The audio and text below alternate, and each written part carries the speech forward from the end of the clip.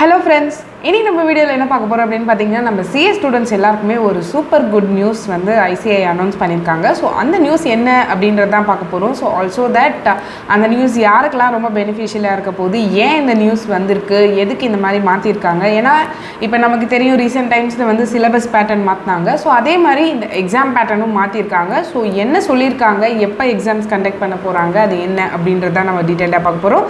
So video கண்டிப்பா உங்க எல்லாருக்குமே ரொம்ப யூஸ்ஃபுல்லா இருக்கும். சோ மறக்காம வீடியோக்குள்ள போறதுக்கு முன்னாடி சேனலும் சப்ஸ்கிரைப் பண்ணிடுங்க. ஸோ ஃபஸ்ட்டு இப்போ பார்த்தீங்கன்னா நம்ம ஜென்ரலாக பார்த்தீங்கன்னா நமக்கு எல்லா எக்ஸாம்ஸுமே வந்து சிஏக்கு வந்து ஃபவுண்டேஷன்னா வந்து ஒரு ஜூன் அண்ட் டிசம்பரில் நடக்கும்.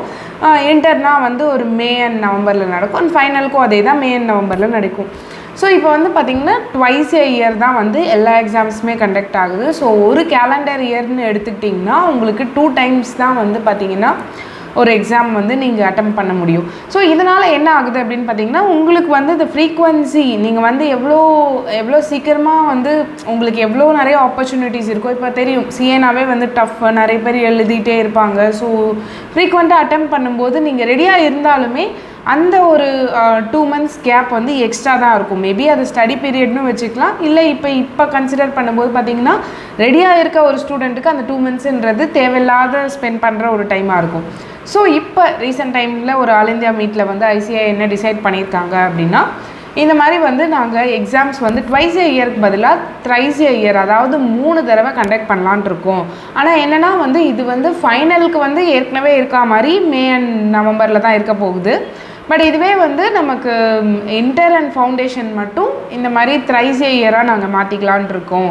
ஸோ இப்போ பார்த்தீங்கன்னா எக்ஸாம் எப்போ நடக்கும்னா ஜான்வரியில் ஒரு தடவை நடக்கும், மே ஆர் ஜூனில் ஒரு தடவை நடக்கும், தென் செப்டம்பரில் ஒரு தடவை நடக்கும். ஸோ மூணு தடவை.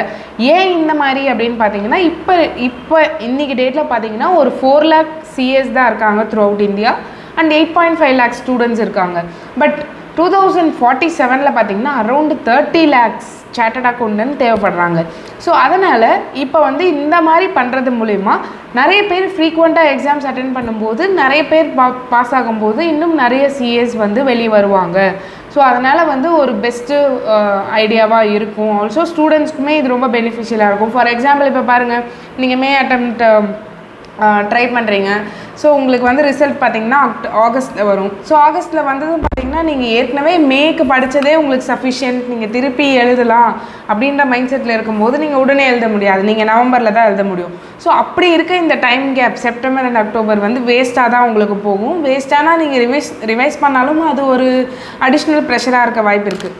ஸோ அதனால் அந்த டைம் கேப்பை நீங்கள் மினிமைஸ் பண்ணும்போது திருப்பி எழுதும் போது உங்களுக்கு இன்னுமே வந்து ஒரு ரெஃப்ரெஷிங்காக ஓகே டக்குன்ட்டு எழுதுறதுக்கு இதுவாக இருக்கும். ஸோ அதனால் இது வந்து பார்த்திங்கன்னா என்னை பொறுத்த வரைக்கும் it's one of the best move ICAI பண்ணது அப்படின்றது சொல்லலாம். So at the same time இன்னுமே நிறைய மெஷர்ஸ் கொண்டு வந்துட்டு தான் இருக்காங்க ICAIயில், நல்ல பெனிஃபிஷியலாக இருக்கணும் ஸ்டூடெண்ட்ஸ்க்காகன்னு சொல்லிட்டு. ஸோ இது மாதிரி வேரியஸ் மெஷர்ஸ் கண்டிப்பாக பெனிஃபிஷியலாக இருக்கிற மாதிரி எடுப்பாங்க. ஸோ இது உங்கள் எல்லாருக்குமே வந்து தெரிஞ்சிருக்குமான்றது தெரியல. ஸோ இப்போ வந்து தெரிஞ்சுக்கோங்க. இப்போ இனிமேல் thrice a year exam. So students வந்து இன்னுமே ரொம்ப மோட்டிவேட்டடாக ரெடியாக இருங்க. ஏன்னா வந்து it's going to be more easier or more frequent, you will feel it easier at least. So அதனால் வந்து ரெடியாக இருந்து எக்ஸாம்ஸ் நல்லா அட்டென்ட் பண்ணுங்கள். All the best. ஓகே, இந்த வீடியோ உங்களுக்கு ரொம்ப பிடிச்சிருக்குன்னு நினைக்கிறேன். ஸோ இந்த வீடியோ உங்களுக்கு பிடிச்சிருந்தா எனக்காக ஒரு லைக் பண்ணுங்கள். உங்களுக்கு இது ரிலேட்டடாக வேறு எதுனா டவுட்ஸ் இருந்தால் கமெண்ட் பண்ணுங்கள். அண்ட் இது உங்கள் ஃப்ரெண்ட்ஸ் யாருக்காவது ஷேர் பண்ணணும்னு நினச்சாலும் அவங்களுக்கும் ஷேர் பண்ணுங்கள். மீண்டும் ஒரு நல்ல வீடியோவோடு உங்களை சந்திக்கிறேன். நன்றி, வணக்கம்.